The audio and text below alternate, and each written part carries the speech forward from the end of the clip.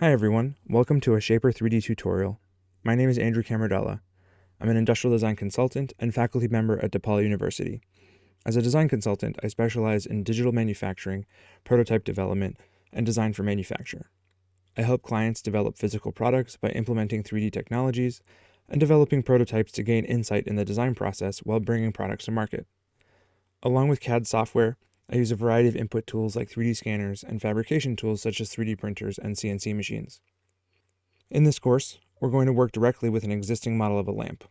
We'll make adjustments to various parts to improve manufacturability and consider a variety of low-volume production techniques. We'll also model some simple fixtures that can be fabricated to form and process key components to their final shape.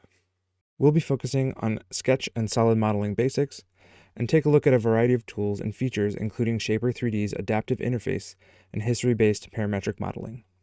Let's get started.